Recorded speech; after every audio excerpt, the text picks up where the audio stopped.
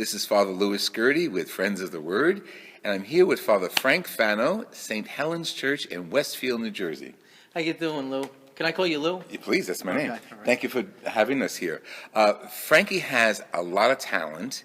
One, he's from Jersey City, so that right off the bat is like Orbs Beata, the holy city. Two, he was the grandson of a very good friend of my mother's, so Jean and Rose are very good friends. Absolutely. And also, in subsequent episodes, you're going to hear him play the organ. And I walked into church, it sounds heavenly. So we're going to talk about that later, okay? Awesome. So let's talk about your maybe early ministry, Jersey City, and all that good stuff. Oh, my goodness. Well, You were raised right on the corner from me. 7th and Brunswick. And I'm on 4th and Imagine Brunswick. that. Yeah. Jean was 5th Street, my grandmother. Yes. She And my grandmother. 5th and Monmouth. Yeah, right. My grandmother was 5th Street, right in the middle of 5th Street. Holy Rosary. Absolutely. Only the best. Yeah. No, Only the best. it's really true. We had a great community there. I was local. Yeah. The Polish community was next door to us, but we were the Italian community, and a few blocks away, the Irish community. You probably remember, Lou. I mean, arms span. You can touch Holy Rosary, our parish. Yes. And St. Anthony's in the alleyway. Remember that? Right. Not my arms, Right, but maybe right. your arms. I'm a short guy. I don't know if that comes across, but Interesting, the demographics. It was St. Anthony's Church, St. Anthony's Rectory, Holy Rosary Church, Holy Rosary Rectory, St. Anthony's School, turn around the corner, convent, and then across the street was Holy Rosary Convent, Holy Rosary School, and then Frankie Fano's house. If you turn the clock right there, so it all came full circle. So you didn't have to travel far. No, not at all. Let's try that. Who was pastor when you were growing up? Father Paul Bocchicchio. Okay. Monsignor Bocchicchio. Okay. Was my, Paul is a classmate of mine. Yeah. When I grew up, it was Father Monsignor, eventually St. Tora. Oh, wow. You didn't know him? I've met him, absolutely. And, the funny thing is, the day I entered seminary, he had passed away, August 28th. Oh, my God. 2005. Maybe the eve, but it was around that time. And I kind of saw symbolism in that, kind of passing the torch. He was a wonderful preacher. And was a he? Great pastor. Yeah, he built all goodness. that up. Tell me what attracted you to the seminary, to priesthood, actually. Yeah, well, I was 9 years old when I think I received the call, as they say, the call to priesthood. And, again, it was the environment of Holy Rosary. I think Monsignor Bocchicchio was such an influence on me. Growing up in the church, Catholic school. But I need to back up before then because when I was 7 years old, my first Holy Communion day, May 2nd, 1987, I was in tears. We're Italian. It doesn't take much for us. We cry at Oreo commercials. Isn't that true? It's true. It's true. I was telling Bill earlier today. He says, you have so many different emotions. I said, I'm Italian. Whatever emotion you want, I'm there. On demand. Yeah, demand, absolutely. So that day, May 2nd, 1987, I'm processing up the aisle for my first communion. Organ music is playing, and I start bawling. And I hear either my mother or my father say, "Oh, you're a big boy, stop crying." And I knew inside of me that I was touched, and I felt the love of Jesus. That's beautiful. And I 7 years old, right? Yeah. And so I think that's where my relationship with Christ started, even before I had any idea of priesthood, honestly. And then just, becoming an altar boy, that was a huge thing. Yes. It was just like I was a church addict. Yeah. And being right around the corner, I would serve every single night, and it was novenas. they had to tell me, go home. We don't need you anymore. Just go home. There's other altar boys, by the way, other altar servers. Oh, but and that's where it really began with me, and that continued, throughout high school. College, the call, the vocation was always there. Scenic route. Yeah, where'd you go to high school? Hudson Catholic. Okay, good. So you were always in Jersey City. Catholic stuff. Exactly, yeah. I find that regrettably Catholic schools aren't as popular as they were when we were in grammar school. But I find it's such a wonderful environment, Catholic schools, for all the kids, and boys and girls, and it was just a great community. Holy Rosary was a great community. We had the Filipino and the Filipini nuns. Well, yeah. Filipini sisters, they're Maestra P. Filippini, teaching order. So it's the Filipini teaching sisters. They're located, the mother house is in Morristown, New Jersey, founded by Saint Lucy Filippini in Italy, and then the bishop from Newark brought them over here to start the order. And it's named Walsh, Villa Walsh, after him. But they were. I was with them They were last excellent. week. A good friend of mine passed away, and Sister DeBacco was there. She taught me in the second grade. Oh, no. Madonna me. In Holy Rosary? Yeah, in Holy Rosary. Yeah, and that's she amazing. remembered. She came over. She lied to everybody at the table. Said he was a good boy. I find that very hard to believe. Yeah, me but, too. No, I don't know why. That she lied, or that I was a good No, boy. no. I plead the fifth. Okay, so here we are in Holy. This is a good introduction to our audience. Here we are in Jersey City, Catholic education, and you are responding to the call. Okay, any other key influences there? Well, the Filipino nuns certainly. When I started, Sister Irma was my first principal. I don't know if you remember Sister Irma. Yes. Sister Ann Louise, Sister Martha Marasciulo. Yes. She was my fifth grade teacher. Oh my goodness, I had so many that I can name. But yeah, I think primarily it comes to the parish priest. Yes. Monsignor Bocchicchio, Father Joe Ferraro, who was actually, it was his first priesthood assignment. And he came to Jersey City, I think it was in the 7th grade. This ring here, he was my confirmation sponsor. Stop. And this was his gift to me, October 26th, 1990. I'm big with dates, by I the can way. hear that. October Exactly. 26th, 1992 is when I made my confirmation. Same ring, never had to have it refit. I never grew, And, and what's interesting is the Filipini sisters always wore that ring. This ring, the crucifix exactly. ring. Oh, that's interesting. Yes, yes. Oh, wow. And and they still do. It's the tradition. And the funny part, too, talking about influences, and what kind of brought me to my call to become a priest. My pastor here at St. Helens, Yes. Father Michael Saporito, was a seminarian when I was in grammar school in the 6th grade. Stop. He would come, he was assigned, and Yeah. he would come every Tuesday afternoon and teach religion. Isn't that great? For the big That's feast great. day, Yeah, the Triduum, Holy yeah. Thursday, all that, he would come, he'd be the MC, we'd be on the altar, we'd tease him like heck. When you talk to Paul Bocchicchio, remind him of the all-night novenas we used to have when Father Malanga was there. Father Malanga, I know that name, Okay. sure. He asked me to bring the seminarians up or down to Jersey City, and he created these all-night vigils, and we'd have Bible study, and we'd have novena, and we'd have exposition, and we'd have all night long, Man, and we'd go to the my rectory to goodness. eat and have a snack and come back. It was one, Oh, and awesome. Paul came often to those. Imagine that, he wound up becoming the pastor. Yeah. Incredible. Let's talk about our family influence. How much do you know about Grandma? Grandma Jean was, wow. She really helped raise us in many ways, I think we were more on 5th Street than we were on 7th Street. That's great. Because Sunday. Oh, forget. The best. I don't want to get into the debate gravy and sauce, but it was the best meal. The best meal. Best meatballs. Yeah. The best raviolis. The best pasta. On 5th Street. On 5th Street. Because Jean. my Grandma best, Jean. my best was on 4th Street. Yeah.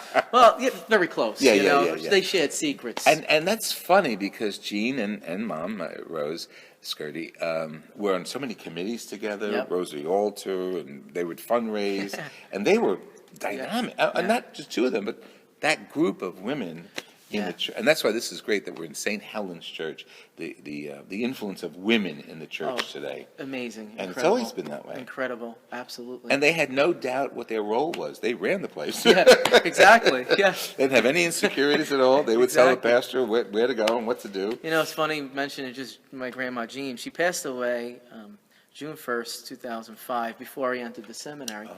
I always wanted her to see me enter. Oh. Because when we were kids, my brother not so much. My brother's a very talented musician, by the way, wonderful father, husband. But I wanted to be a priest at that time, and my grandmother would make vestments for me. Oh, my goodness. Because I was a little As a guy. kid. As a kid. 6th grade, 5th grade, 6th grade. She'd invite the 5th Street gang over. Yeah. I had a Or mass. Tens, and I forget all the names. Oh, my all goodness. those people. They all came to a mass on a Saturday afternoon, right? In your house. Yes, in my grandmother's house, in her living room. We had music. Guido Morcella, who was the organist at Holy Rosary for a time, he was playing a little Casio. 13 ladies. We even took a collection. I made $12. How Catholic? How I made Catholic. $12. That's great. 13 ladies, $12. Someone. Your We grandmother- locked the doors. Your grandmother didn't put it in. Yeah, that was right. It was my grandma. I didn't think of that. We locked the doors. You can't go. That's fun. Yeah, That's me and my great. friend Nicky Lanzo. He was the concelebrant, full-blown mass, preaching and everything. How old are you? That At point? this time, I had maybe 6th grade. Wow, that's So great. what is okay, that? that's all pretend. He wasn't saying this. Real No, it math. wasn't real. It wasn't real. But this is real, okay? The memories that Frankie and I are sharing about Jersey City and about our influence in our own home parish. So wherever your home parish is, get involved and Absolutely. get involved with the priests, the sisters, the religious education programs. The heart of the parish is you, the people. Frankie, this has been good, and we'll be back for more shows. Lou, Thank you pleasure. very much. Had a lot of fun. We're here at St. Helen's Church in Westfield, New Jersey, with Father Frank Fano. Thank you for joining us, and we'll be back for a few other segments, musical segments. Wait till those happen. Contact me, Father Lou Scurti at hotmail.com. God bless you, and pass this on to your family and friends.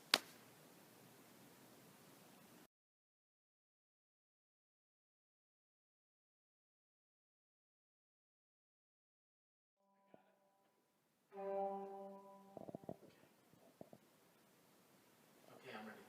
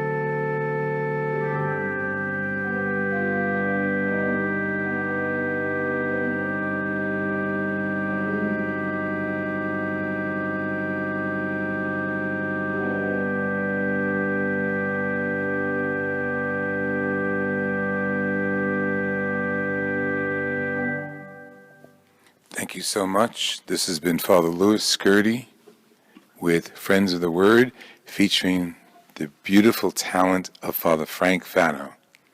Frankie, thank you so Lou, much. thank you so much. Thank you so much. And thanks for tuning in, guys.